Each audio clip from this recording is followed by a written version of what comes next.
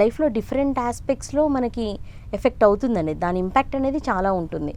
So నేను చూసిన వాటిల్లో అయితే ఇప్పుడు హనీ ట్రాప్ అనేది జరుగుతుందండి. అంటే దాదాపుగా అబ్బాయిలు అమ్మాయిల్ని ఇబ్బంది పెడుతుంటారు, అమ్మాయిలు కూడా అబ్బాయిల్ని ఇబ్బంది పెట్టడం అనే హనీ ట్రాప్ అనేది జరుగుతుంది ఆన్లైన్ కంప్లీట్గా. సో ఇప్పుడు చాలామంది పెళ్ళైన మెన్ కూడా కౌన్సిలింగ్కి వస్తుంటారు. ఆల్రెడీ సంథింగ్ వాళ్ళు ఫోన్లో మాట్లాడి ఎంటర్టైన్ చేయడానికి, అంటే వీళ్ళు ఆల్రెడీ సంథింగ్ ఏదో రీజన్ చెప్తారు. అలా ఎందుకు వెళ్ళారేంటంటే వాళ్ళకి స్టోరీస్ ఉంటాయి చాలా, ఇలా జరిగింది మేడం, అలా జరిగింది, కొంచెం ఏదో హ్యాపీగా ఉంటుందని మాట్లాడము చేసామని చెప్తారు. దాని తర్వాత వాళ్ళు ఆ ప్రూఫ్ పెట్టి నాకు 50 లక్షలు ఇవ్వు, డబ్బులు ఇంత ఇవ్వండి, అంత ఇవ్వండి, లేకపోతే బయట పెడతాము, బ్లాక్మెయిల్ చేస్తారు. So it's a trap. Okay, so కాబట్టి ఇదంతా టాక్సిక్ నేచర్ కదండి. So not only this one, రిలేషన్షిప్లో కూడా చాలా టాక్సిక్నెస్. ఇప్పుడు నాకు తెలిసిన అమ్మాయిలండి, వాళ్ళు ఆల్రెడీ ఆన్లైన్లో ఇన్స్టాగ్రామ్ దీని ద్వారా, అంటే మీరు ఎక్కడ ఫిజికల్గా చూడరు, అబ్బాయిని కానీ అమ్మాయిని కానీ బయట ఎక్కడా చూడరు, ఓన్లీ ఆన్లైన్ రిలేషన్షిప్.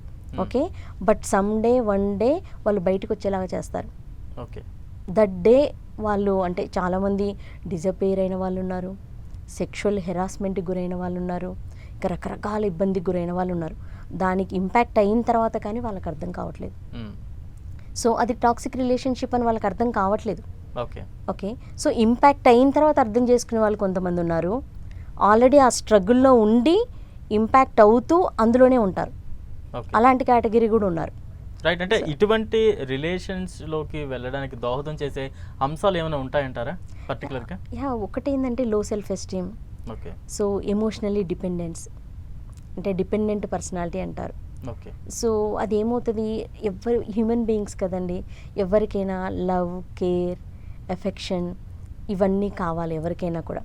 ఎవరు ప్రేమగా మాట్లాడితే మనం అంతే, మనకి ఏం లేకపోయినా ఎదురుంగ పర్సన్ స్మైల్ చేస్తే మనం కూడా స్మైల్ చేస్తాం, ఎదురుంగ పర్సన్ మనకి తెలియనక్కర్లేదు, రైట్?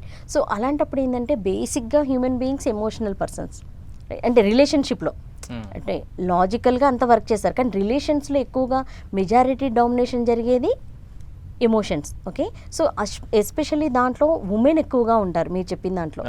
ఎందుకనంటే women by default designed with the love and affection.